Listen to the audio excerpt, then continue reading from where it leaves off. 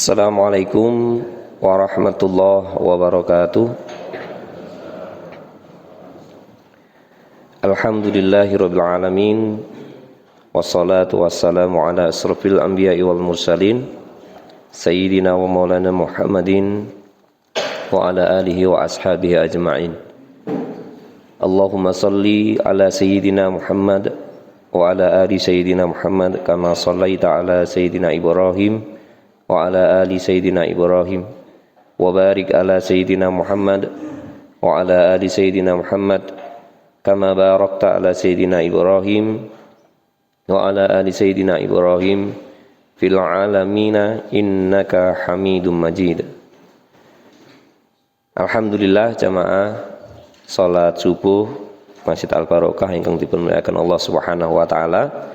Puji dalasan syukur monggo tansah kita aturaken dumateng Allah Subhanahu wa taala amargi wonten ing enjang punika kita sami tasih dipun paringi nikmat kagem negakaken ibadah salat subuh kanthi berjamaah. Shalawat salam mugi tansah kunjuk katur dumateng Rasulullah sallallahu alaihi wasallam, sumrambahipun dumateng para keluarganipun Kanjeng Nabi, para sahabatipun ugi para pendherekipun ingkang tansah istiqomah. Jamaah rahimakumullah, saderengipun kita wiwiti majelis wonten ing enjang punika, monggo sesarengan kita maos beberapa zikir supados wonten ing majelis menika dipun paringi berkah dening Allah Subhanahu wa taala. Kita awiti kanthi surat Al-Fatihah ayat kursi lajeng muawwidzatain saha raditu billahi robba. Saderengipun maos monggo para jamaah ingkang gadah hajat napa kemawon saged dipun niataken mugi-mugi kanthi wasilah kita maos zikir wonten ing enjang punika maos beberapa ayat wonten Al-Qur'an. Allah Subhanahu wa taala saged paring ijabah dumateng sedaya hajat kebaikan kita sami. Liridhaillah wa li syafaati Rasulillah wa ala kulli niyatin shalihah. Al-Fatihah. A'udzu billahi minasy syaithanir rajim. Bismillahirrahmanirrahim. Alhamdulillahi rabbil alamin. Ar-Rahmanir Rahim. Maliki yaumiddin. Iyyaka na'budu wa iyyaka nasta'in. Ihdinas siratal mustaqim. Siratal ladzina an'amta 'alaihim ghairil maghdubi 'alaihim waladdallin. Amin. A'udzu billahi minasy syaithanir rajim. Allahu la ilaha illa huwal hayyul qayyum. La ta'khudhuhu sinatun wa la nawm. Lahu ma fis samawati wa ma fil ardh. من ذا الذي يشفع عنده إلا بإذنه يعلم ما بين أيديهم وما خلفهم ولا يحيطون بشيء من علمه إلا بما شاء وسع كرسيه السماوات والأرض ولا يعوده حفظهما وهو العلي العظيم. بسم الله الرحمن الرحيم. قل هو الله أحد الله الصمد لم يلد ولم يولد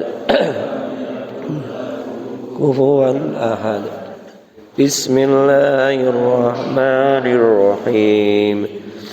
قل أعوذ برب الفلق من شر ما خلق ومن شر غاسق إذا وقب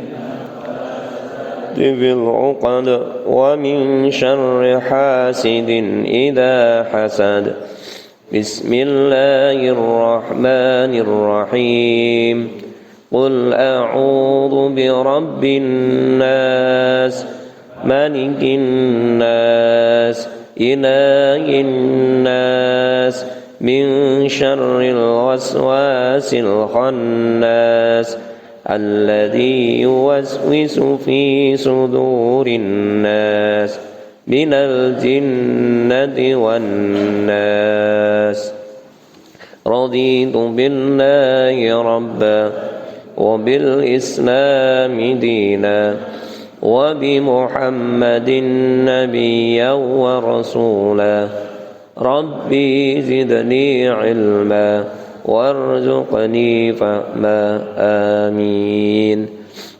Alhamdulillah. Bapak Ibu jamaah rahimakumullah, mugi-mugi kanthi wason kalau Allah Subhanahu wa taala paring berkah dumateng kita sedaya, sumanepipun dumateng sedaya jamaah Masjid Al Barokah lan keluarga kita sedaya. Jamaah sekalian, nglajengaken punapa ingkang kawula aturaken wonten ing pepanggihan saderengipun. Bilih saderengipun kita membahas sebuah nasihat saking kitab Naswaiyul Khibat saking Syekh Nawawi Al-Bantani. Beliau menyampaikan salah satunya dari kalam para hukama atau para ulama bahwa jangan pernah menganggap remeh dosa-dosa kecil.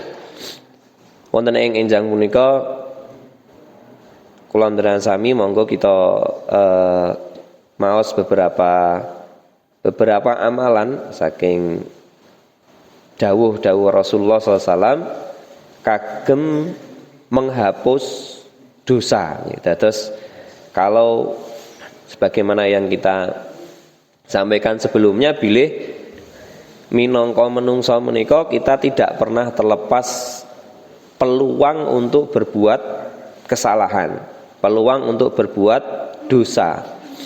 Meskipun kadang mbok menawi kita sami menika tidak menyadari, tidak sadar bila yang kita lakukan itu adalah perbuatan dosa.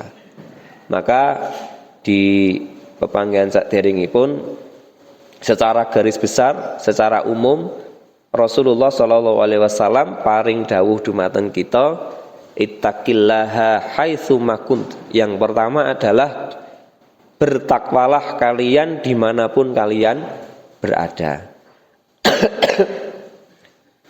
Ngapunten iki karo nganggo sound effect. Pertama, kita kedah memperkuat ketakwaan wonten ing dalam diri kita. Memperkuat ketakwaan menika artosipun kalau dalam bahasa sederhananya berusaha semaksimal mungkin untuk senantiasa berhati-hati dalam melakukan sesuatu, selalu menimbang nek tak lakoni iki kira-kira Allah ridha atau tidak, nek saya melakukan ini kira-kira Allah murka atau tidak, atau di dalam bahasa yang lain ya kita berusaha melaksanakan seluruh perintah Allah Subhanahu wa taala, dawuh-dawuhipun Kanjeng Nabi semampu yang kita bisa, dan menjauhi semua larangan yang dilarang oleh Allah sama sekali. Dimanapun kita berada, boten namung wonten ing masjid, tetapi di luar masjid, maka menawi di masjid itu perilaku yang kita lakukan sudah sesuai, sudah benar, salatipun kita sami sampun mencapai derajat khusyuk, insya Allah mangke di luar masjid kita akan lebih mudah mengendalikan diri. Sebab pengaruh solat sesungguhnya menika ya ketika di luar solat. Inna sholata tanha anil fahsai wal mungkar. Solat sak temene solat niku mencegah pelakunya dari perbuatan dosa dan kemungkaran. Nah ini maka salah satu kuncinya kita bertakwa terlebih dahulu. Ittaqillah haitsu ma kunta wa bi syai'ata hasanatan tamhuha. Yang kedua, lupute kita menika kepleset. ya wong jenenge lali nggih Pak nggih Bapak Ibu, kita sangat mungkin berbuat khilaf, salah dari mulai panca indera kita, penglihatan kita, ngendikan, tangan, kaki, sangat mungkin pada berbuat khilaf. Maka segera kita ikuti dengan perbuatan-perbuatan baik. Segera kita ikuti dengan perbuatan-perbuatan baik. Ini saya tak minum dulu sebentar.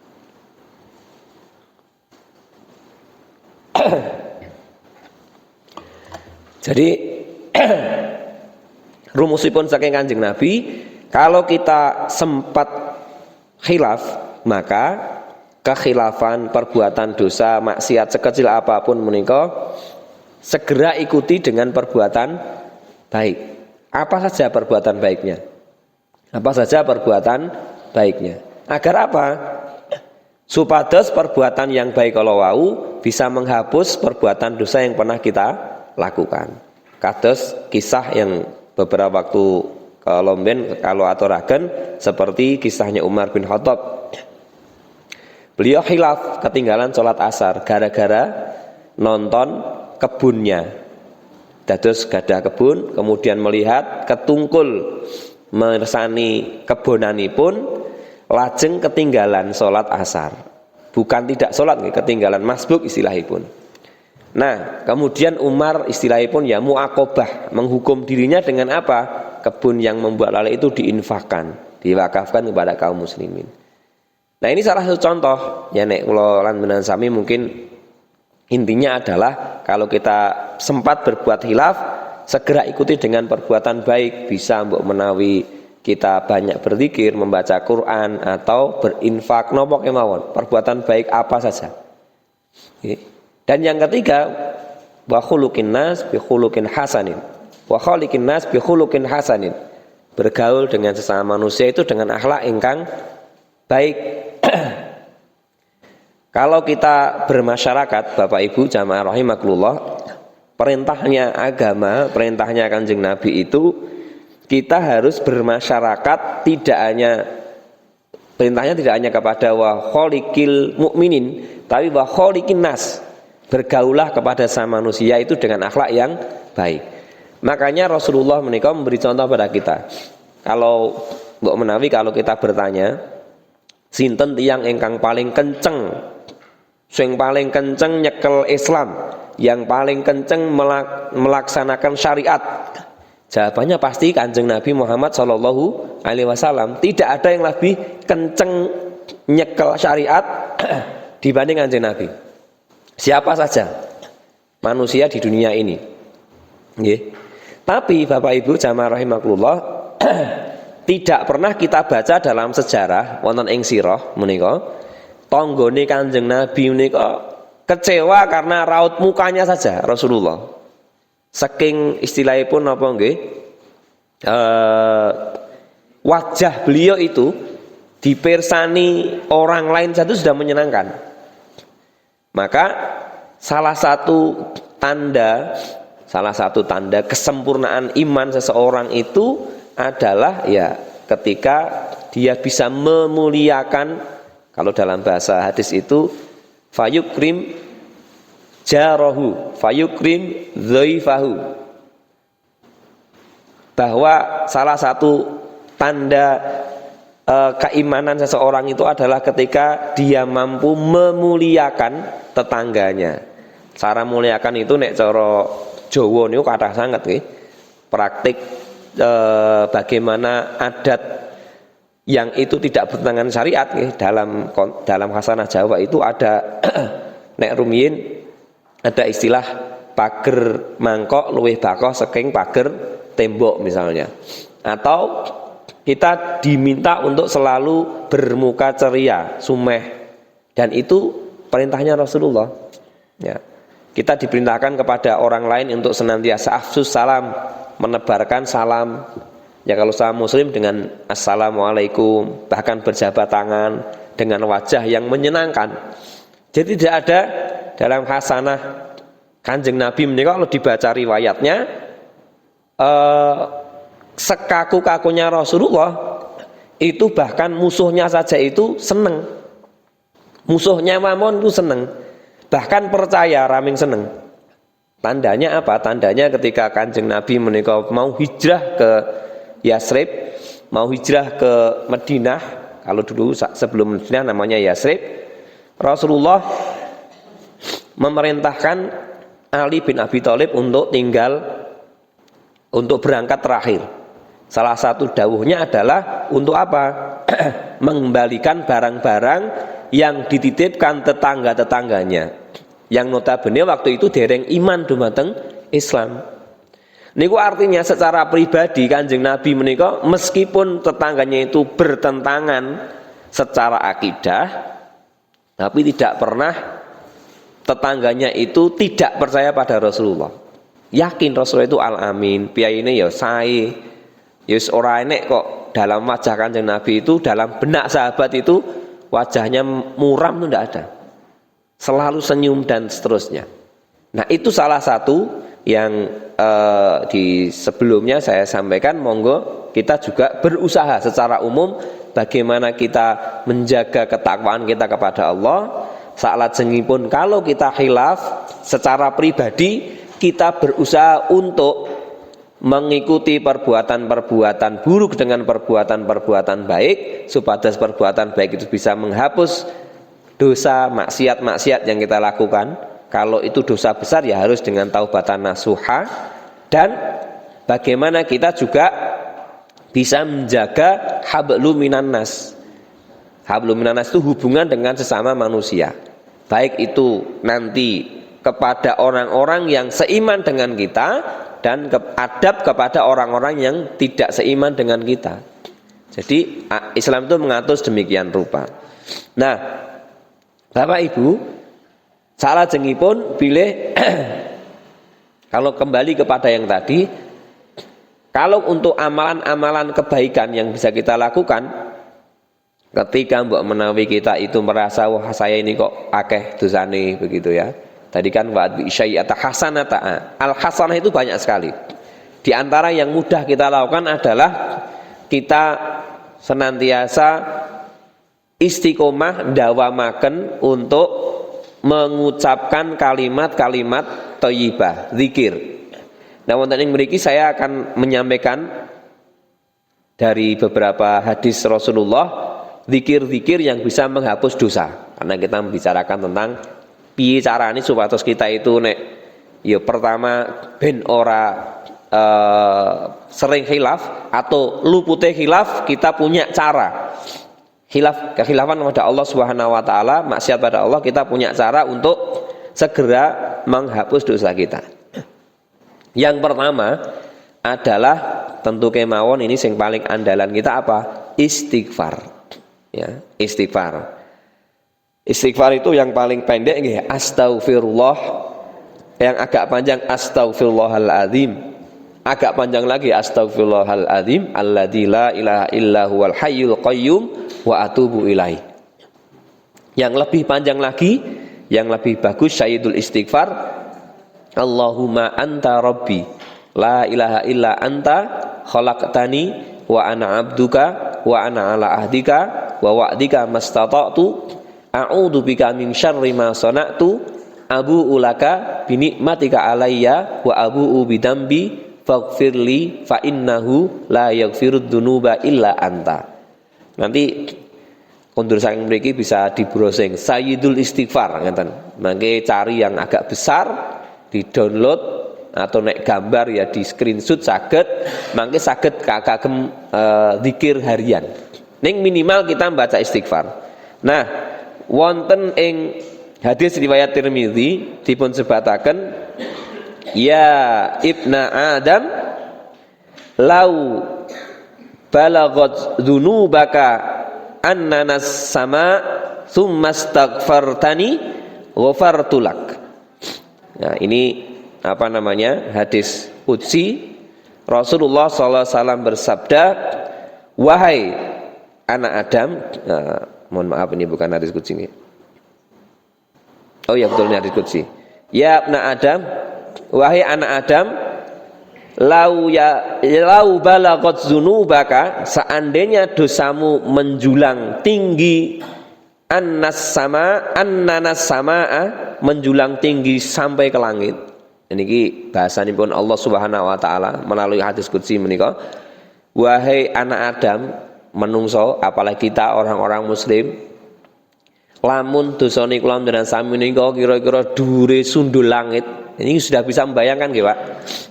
Dosa kok sundul langit itu berarti kathah napa sithik? Kathah nggih, kathah. Allah menyampaikan begini, ini yang sangat menenteramkan kita. Kita punya Allah yang maha baik, kita punya Allah yang maha pengampun. Summastaghfartani. Kemudian atau lalu engkau banyak beristighfar, banyak memohon ampun kepadaku. Nih, terus kalau kita merasa punya banyak dosa, Allah paring dawuh, meskipun dosa kita itu sundul langit, tapi kemudian kita mau banyak beristighfar kepada Allah, summastaghfartani, mau memohon ampun kepada Allah, ngendikanipun firmanipun Allah ing hadis qudsi menika, ghafartu laka. Nggih. Ghafartu laka, maka aku ampuni dosa-dosamu. Nah niki Pak. Terus niki menyenangkannya kalau kita hubungan dengan Allah itu begitu. Ya. Allah itu buka pintu pengampunan sangat luas sekali. Bahkan seandainya dosa, bukan seandainya, ketika kita datang dengan dosa yang wis pokoknya wakeh banget, digambarkan oleh hadis qudsi menika nganti sundul langit, tapi kita mau beristighfar, kita mau mohon ampun kepada Allah, peluang untuk diampuni itu sangat besar. Peluang untuk diampuni itu sangat besar. Maka di antara husnudzon kita dumateng Allah Subhanahu wa taala, Bapak Ibu jamaah sekalian, sok kadang khilaf itu memang cara Allah untuk supados kita itu enggak jumawa. Wong niku nek ora pernah berbuat dosa, mesti ya kemaki. Ya. Lupute merasa, wah aku ora ndek dosa kok. Amalku wis akeh. Ya. Cilakane meleh bisa merendahkan orang lain lah, kok kaya apa kayak gitu. Nonton orang lain ketoke berbuat salah sithik langsung dijudge, iki mesti ahli neraka. Monggo ya nek iso kaya aku iki, ora pernah dosa. Nah, itu kadang orang itu kalau tidak diparingi khilaf niku leh kemaki kenemenan. Maka kita kalau sok khilaf, sok-sok nggih, tapi ora sering nggih. Itu ya kita nganggo syukur ya, alhamdulillah ya Allah, matur nuwun panjenengan mengingatkan saya, tapi terus tidak bersyukur, tidak mensyukuri berbuat dosanya loh nggih. Tapi mensyukuri Allah mengingatkan kita. Kalau kita bermaksiat kemudian ingat pada Allah, kemudian kita beristighfar, nah setelah itu kita bersyukur. Ya Allah, saya berbuat dosa, mohon ampun kepada Engkau, bertaubat, membaca banyak istighfar, lalu kemudian kita bisa menyampaikan, ya Allah terima kasih, panjenengan sampun mengingatkan saya sebagai manusia, saya punya banyak dosa, tapi masih diberi kesempatan untuk memohon ampun dengan istighfar. Nah maka ini yang pertama, banyak-banyak membaca istighfar.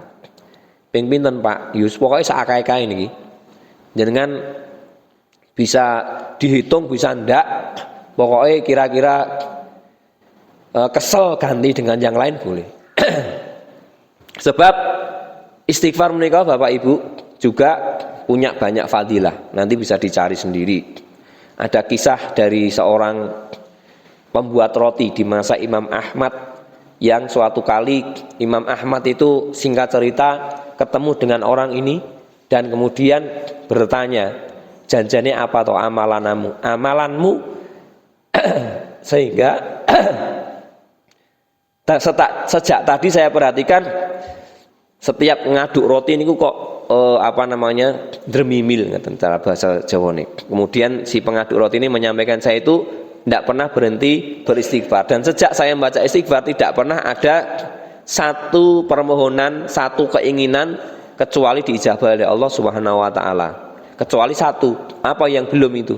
Saya pengen ketemu Imam Ahmad. Nah, itu belum sempat kesampaian. Nah, akhirnya kemudian Imam Ahmad itu nyampe, loh, goro-goro istighfarmu ini saya dari Baghdad sampai ke tempatnya sampai ke, kalau nggak saya itu Baghdad, sampai tadi diusir oleh nek dulu takmir masjid arep leren wae ora oleh dijorok-joroke tibake gara-gara kuwi. Nah, kan jenengan itu sinten? Ya, saya ini Imam Ahmad. Ya. Itu karena setiap saat beliau beristighfar. Maka salah satu fadilah istighfar itu Allah akan memudahkan kita untuk mendapatkan segala kebaikan-kebaikan. Yang pertama, ingkang mau kalih, nah saya bacakan satu hadis kemauan, nanti kalau banyak-banyak waktunya nggak cukup. Yang kedua adalah bacaan tahlil. Istighfar sampun mangertos ya, paling pendek astagfirullah. Yang kedua tahlil. Tahlil ini apa Pak? Bapak Ibu, bacaannya berpun? La ilaha illallah. La ilaha illallah. Dalam sebuah riwayat hadis riwayat Bukhari dari Abu Hurairah radhiyallahu anhu, Nabi SAW bersabda, "Man qala la ilaha illallah wahdahu la syarikalah, lahul mulku wa lahul hamdu wa huwa ala kulli syai'in qadir fi yaumin mi'ata marrah kanat lahu adla asyri riqabin wa katibat lahu mi'atu hasanah wa muhibbat anhu min mi'atu sayyi'ah wa kanat lahu hirzam minas syaitan yaumahu dzalika hatta yumsi walam ya'ti ahadun bi afdala mimma jaa bi illa rajula amilan aksara minhu. Artosipun, barang siapa yang mengucapkan ucapannya la ilaha illallah wahdahu la syarikalah lahul mulku wa lahul hamdu wa huwa ala kulli syai'in qadir 100 kali akan memperoleh ganjaran sebagaimana pertama membebaskan 10 budak. Membebaskan satu budak aja itu pahalanya besar. Ini 10 budak. Yang kedua, dan 100 kebaikan akan dicatatkan atasnya. Yang ketiga, dan 100 dosa akan dihapuskan dari catatan amalnya. Dihapus Pak, tidak hanya tidak hanya ditutup, dihapus, dihilangi. Kan dosa itu ada yang dighofar, ada di afwan itu dimaafkan, ada yang diampuni. Ya, istilahnya itu enten sing di tipek ning enten catane mung ora ketok, ada yang dihapus, dihilangkan. Nah, ini dihapuskan dari catatan amal, dosanya dihapus. Kemudian yang keempat, ucapan tadi akan menjadi perisai baginya bagi syaitan pada hari itu hingga malam hari. Tameng. Jadi tidak usah ngelakoni nopo-nopo, moco bacaan ini 100 kali bisa menjadi pelindung. Bisa terlindung. Ora kok terus kemudian kebal tapak paluning pandesane gurindo gitu mbak. Tapi dilindungi Allah dari godaan setan pada hari itu hingga malam hari. Kemudian yang berikutnya, tak ada seorang pun yang bisa mengalahkan kebaikannya, amal kebaikannya, kecuali orang yang melakukan amal yang lebih baik darinya. Artinya membaca lebih banyak bacaan tadi. Niki salah satu amalan andalan. Bacaan la ilaha illallah wahdahu la syarikalah lahul mulku wa lahul hamdu wa huwa ala kulli syai'in qadir. Sehari berapa kali? 100 kali. Wah, abot Pak, 100 kali. Ya sudah 10. Abot 10. Nah, dibaca diringkas. Bacaan la ilaha illallah saoke-oke. Nggih. Sebanyak-banyaknya. Maka kalau ada para ulama dulu itu ada istilah, kemudian kita membaca wirid tahlil, kalau di kita ada istilah tahlilan itu ya. Itu sebenarnya salah satunya untuk apa? Untuk mengingatkan yang hidup, tidak hanya untuk memperingati kematian, tapi itu bisa dibaca setiap hari Bapak Ibu jamaah sekalian. Jadi kan buku tahlil Yasin itu bacaannya tidak ada yang tidak dari Rasulullah, semuanya dari Rasulullah saja. Dan itu bisa dibaca setiap hari. Salah satunya yang banyak dibaca ya tahlilnya ini. Jadi tidak, kita juga kalau tata caranya itu bisa ada perbedaan, tapi bacaan tahlilnya tidak ada yang menyangkal bahwa ini adalah amalan yang bisa kita lakukan setiap hari. Paling bagus. Supados apa ya? Nanti supados kita juga ketika akhir hidup kita niku ora lali maca la ilaha illallah. Nggih. Kalau kita biasa niku Bapak Ibu jamaah sekalian, ya itu yang nanti akan keluar. Ya, itu yang kedua. Maka banyak-banyak kita membaca tahlil. Kalau sehari ya monggo bisa 10, 100, 1000 nggih silahkan, tidak dibatasi karena tadi sing maca ping 100 punya bacaan 100 kali keutamanya seperti itu, tidak ada amal yang lebih baik kecuali orang yang beramal lebih baik, artinya membaca lebih banyak. Lebih banyak dari 100 sangat boleh ya. Ya minimal kalau sing dawa wau kok kesel ya pakai tahlil yang pendek, la ilaha illallah, la ilaha illallah, enggak apa-apa. Banyak-banyak membaca tahlil. Yang ketiga, tasbih. Yang pertama tadi istighfar, astagfirullah yang paling pendek. Yang kedua tahlil, la ilaha illallah. Yang ketiga tasbih. Kalau tasbih berapa bacanya? Subhanallah. Niki yo Kanjeng Nabi kang dawuh, saya bacakan langsung artinya saja. Apakah salah seorang di antara kalian tidak mampu mengusahakan 1000 kebaikan setiap hari? Kanjeng Nabi ndangu dumateng para sahabat. Kira-kira nek sedina ki nindakake 1000 kebencian ki kira-kira iso ora? Ada di antara para sahabat itu bertanya, bagaimana mungkin ya Rasulullah ada di antara kamu yang mampu mengusahakan 1000 kebaikan? Wah susah no Kanjeng Nabi. Wong sedina niku 24 jam. Berarti yo sekian 3006 sekian ratus menit ya. Berarti setiap menit itu kudu tidak berbuat buruk, pokoknya apik terus ya. Ya ini yo sahabat ini seperti kita ya. Nek diperintah kadang ngenten yang wah ketoke abot niku. Ping 1000 niku mengusahakan 1000 kebaikan setiap hari niku ketoke abot. Napa nggih saged ya. Kemudian beliau Rasulullah SAW bersabda, ia bertasbih 100 kali akan dituliskan baginya. Siapa yang bertasbih 100 kali akan dituliskan baginya pahala 1000 kebaikan. Ya, tidak berhenti sampai situ Bapak Ibu. Dan dihapuskan darinya 1000 keburukan. Niku, nggih. Hadis riwayat Muslim. Nek jenenge hadis riwayat Muslim niku ampun disangkal niki wis genah sahih. Ya. Nah, namanya tasbih itu ya yang paling pendek ya di subhanallah subhanallah subhanallah ya. Nek pengen dapat tadi fadilah dituliskan 1000 kebaikan dan dihapuskan 1000 keburukan. Awake dhewe ngitung dosane 1000 menarodok susah, kadang lali. Pokoknya maca salah satu bacaannya adalah bertasbih 100 kali. Subhanallah ping 100 niku tidak lama. Nek mboten ngandel jenengan buktikan. Nah, kalau pengen lebih antep lagi, bacaannya adalah ini. Barang siapa membaca subhanallahi wa bihamdih, niki kalau di bacaan biasanya kalau di buku Yasin tadi juga ada subhanallahi wa bihamdihi subhanallahil azim. Ini subhanallahi wa bihamdih dibaca berapa kali? 100 kali dalam sehari ya. Maka dosanya akan dihapus meskipun sebanyak buih di lautan. Penak nek kalih hubungan Gusti Allah niku penak. Nggih. Subhanallahi wa bihamdi macane ping 100. Walesane apa? Dosanya meskipun wakai iki kaya untuk ning laut, mungkin jenengan nek teng pantai niku mirsani untuk kan ya akeh banget to, ngitung ora iso, genah mboten saged.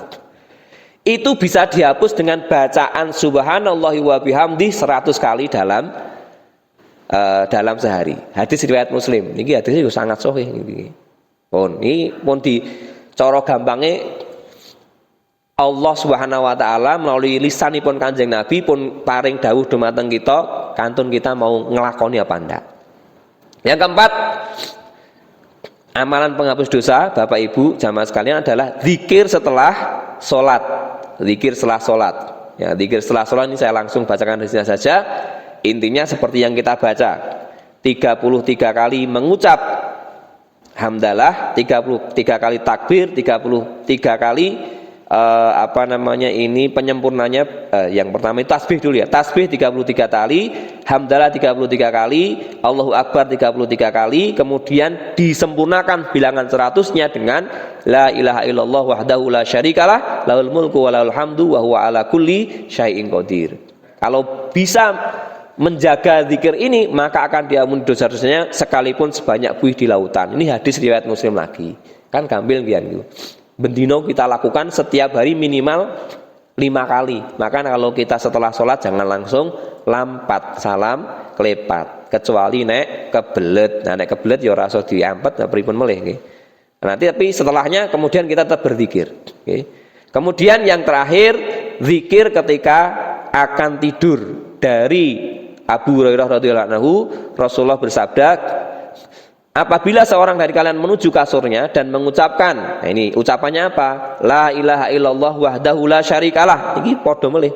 Lahul mulku wa lahul hamdu wa huwa ala kulli syai'in qadir. Satu, subhanallah walhamdulillah wa la ilaha illallah wallahu akbar, maka akan diampuni dosa-dosanya meski sebanyak buih di lautan di dunia ini. Hadis riwayat Ibnu Hibban. Hadisnya masuk dalam silsilah al-hadis as-shahihah. Niki jenengan kalau membaca hadis ini, niki kita itu punya arep-arep pengarep-arep. Jadi kalau salah satu yang menawi kita punya optimisme adalah Bapak Ibu jamaah sekalian tidak perlu khawatir kita berhubungan dengan Allah itu Allah membuka pintu ampunan yang sangat luas. Bukan berarti kemudian kita terus memudahkan nggih. Yus ngono kula tak maksiat mawon terus ngono tak istighfar. Ampun ngeten niku. Nggih. Durung nganti istighfar kok malah dicabut pas maksiat kan malah repot. Ini tanda bahwa kalau kita melakukan amalan ini setiap hari, peluang kita bersih dari dosa itu sangat besar. Yang kedua, kalau keadaan kulam dan asami bersih dari hati kita, bersih dari noda-noda dosa, insya Allah kita akan menjalani kehidupan itu dengan baik juga. Maka Bapak Ibu, monggo kita bisa amalkan dawuh-dawuh Rasulullah tadi. Yang pertama istighfar, yang kedua membaca tahlil, yang ketiga membaca tasbih, yang keempat membaca zikir setelah sholat yang biasa kita baca, yang kelima membaca zikir ketika akan tidur, yang tadi seperti zikir yang akan kita baca kalau sholat itu. Insya Allah dosa-dosa kita akan dihapus oleh Allah Subhanahu wa Ta'ala. Mekaten mbok menawi ingkang saged kula aturaken, mugi-mugi wonten manfaatipun. Kita akhiri kanthi doa penutup majelis. Subhanakallahumma wa bihamdika asyhadu an la ilaha illa anta astaghfiruka wa atubu ilaik. Matur suwun, nyuwun pangapunten wonten kiranganipun. Alhaqqu min rabbika fala takuna minal mumtarin. Assalamualaikum warahmatullahi wabarakatuh.